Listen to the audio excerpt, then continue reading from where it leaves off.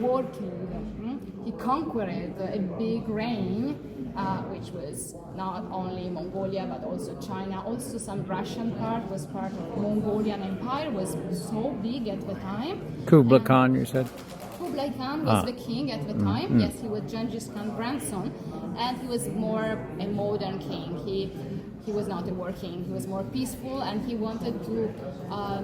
He was very curious of different cultures. That's why he didn't give permission to Marco Polo to come back to Italy only after 24 years, because he wanted to create relations with Occidental countries. In fact, he was very curious also of different religions. When Niccolò, Marco Polo's father, came back, he had a mission.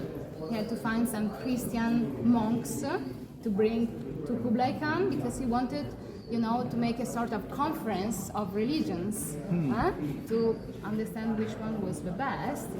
But in Mongolia there were different religions. It was very open-minded. There were Christian, there were Buddhists, Muslims. It was a very open country. Okay.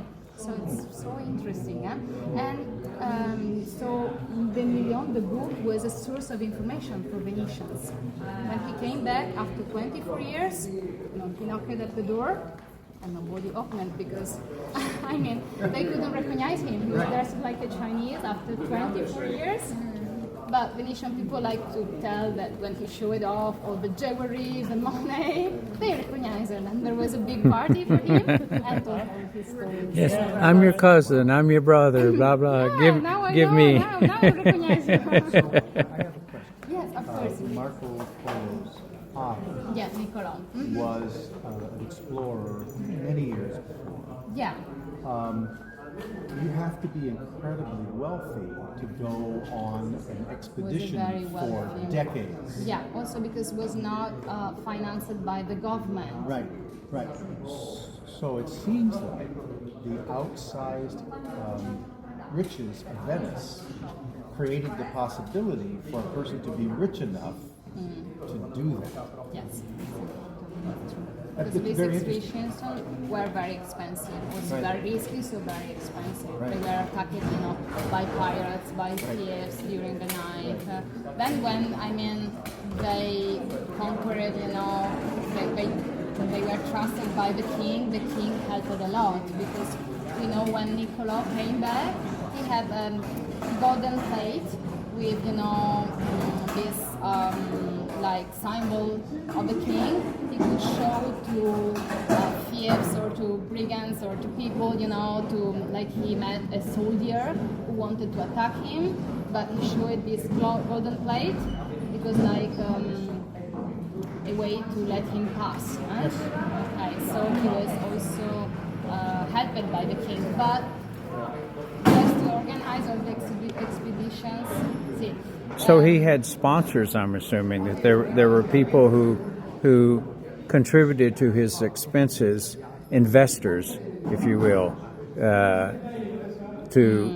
when he returns with some of his treasures. When he returned back, yes, he was helped by Kublai Khan, and yes, but the beginning was not easy.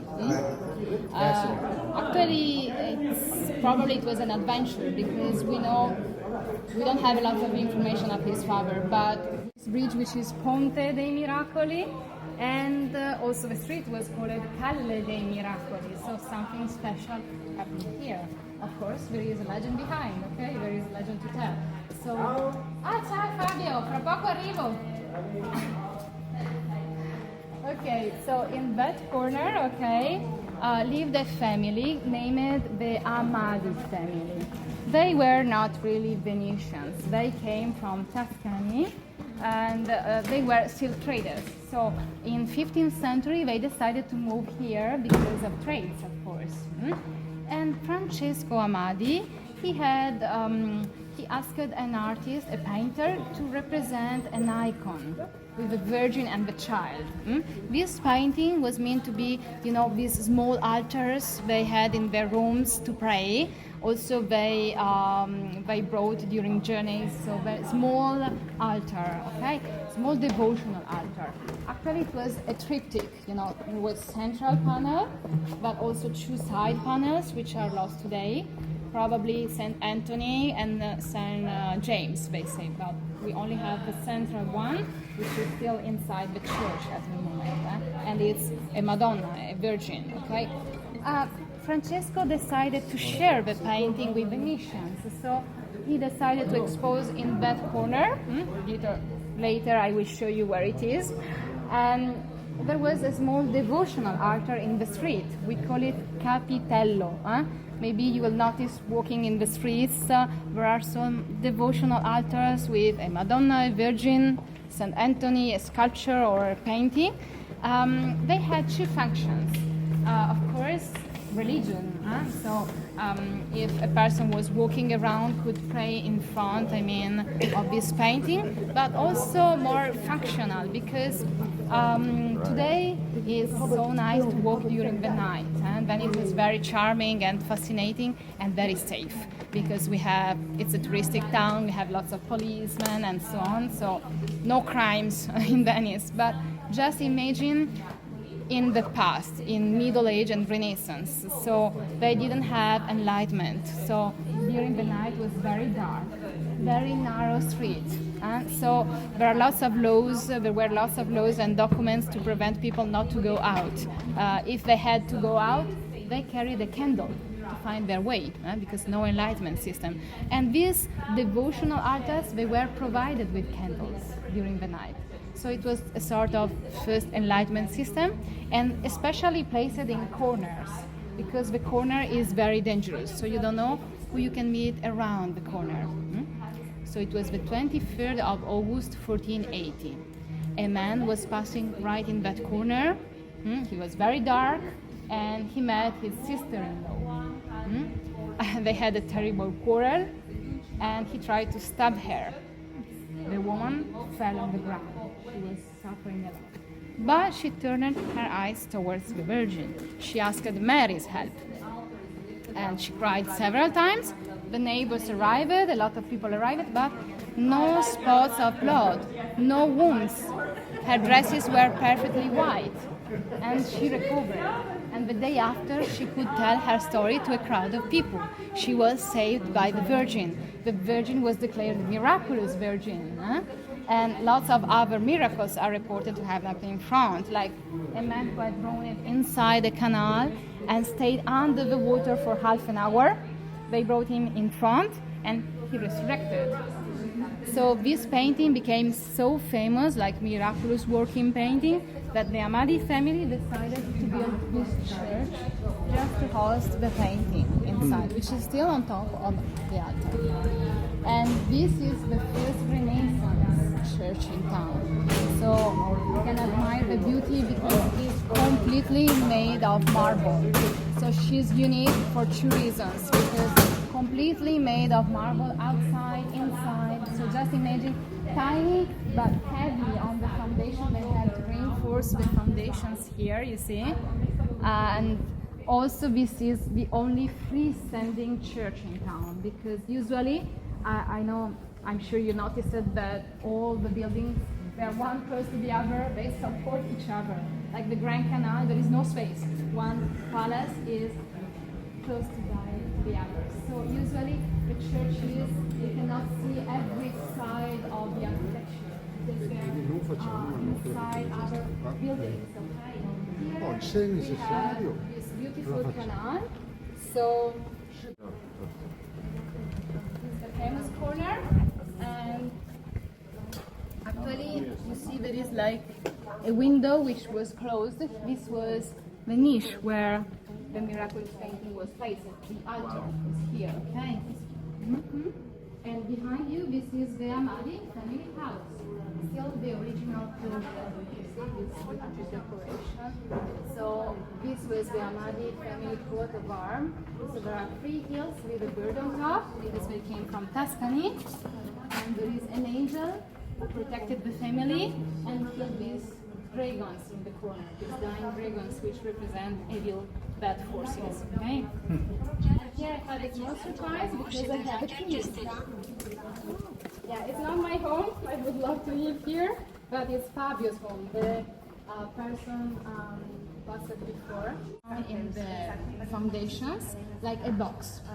and this box containing human bones.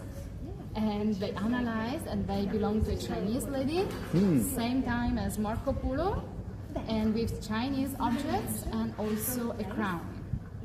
Probably she's the princess. Unluckily, we don't know her name, and luckily there's no reference in the book, but you know, lots of things are, I mean, you have lots of relations to Right. understand probably she really lived here, I mean, and we know, I mean, Marco Polo, when he left, he was 17, when he came back, he was more 41, and so probably they married when they were in China, and we can understand Kublai Khan really trusted Marco Polo, didn't want to give permission to come back, so no. So probably one part of the story is true, like all legends. Wow. They could have space for their textile machine, so they could work even if it was like raining, you know, they had a big space to work here. These are still the original 15th century beams. Unluckily, you can see the floor is not the original one, because as I told you before, yeah, the level of Venice is a little bit decreasing and the water is increasing, okay, so they built up and up a little bit just to raise the level. So you can see there is no basement for the column there. And Fabio also marked the level of 2019. The water arrived here. Oh. So Was there a storm at that time to contribute to the high tide? no, sometimes can be also very sunny, but it's, you know, the moon and the hot Scirocco.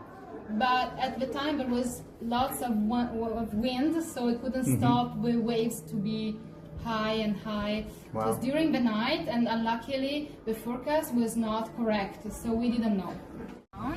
And it's open for the Biennale. Unluckily today it's closed, but you can come if you like in the afternoon.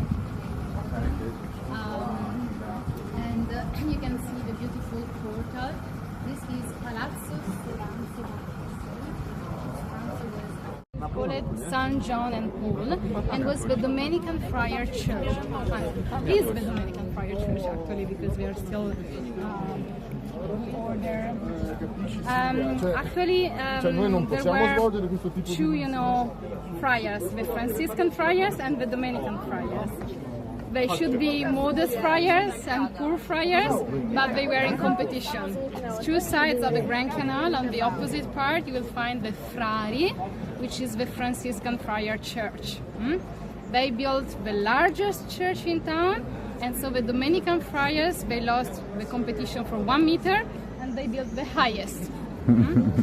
So you can see there are not a lot of marble on the facade because they should be modest, so it's all made of bricks. But I mean, they built the largest and they built the highest. And there are lots of precious works of art inside. So you find the first Bellini painting, a Veronese chapel. There was a Tiziano, and luckily was burned by a fire. And there is Lorenzo Lotto, and this is the famous church I was telling you, the Pantheon of the Doge, because there are more than 25 Doge's tombs inside. So the Doge, usually from the 15th century, they had funerals here, and lots of them decided to be buried here. So it's a pantheon of history and art. And this square, we call it also Campo delle Maravegge, which means the square of wonders, because you have three wonders, three beautiful works of art in front of you. The church, this beautiful marble facade, which is Scuola di San Marco. Scuola means school in Italiano, but in Venice this was a charity association. They helped widows and orphanings, and it's dedicated to our Saint Patron, San Marco. So you can notice there are lions there, and then there is this beautiful sculpture. Okay, maybe you already know who is the artist who realized this beautiful.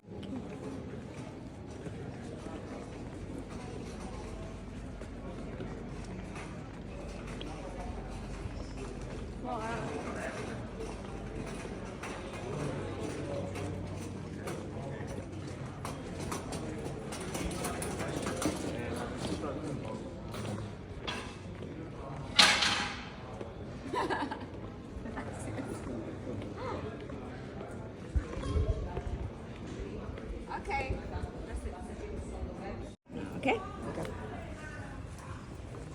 We walking together. Let's come. Walk to there. It's far, far, far, far, okay? And turn around.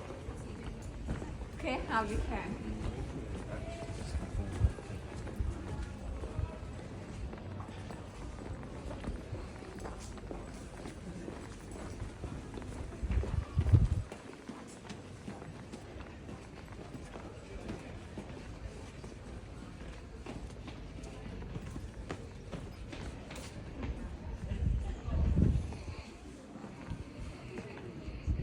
Okay. Okay, stop.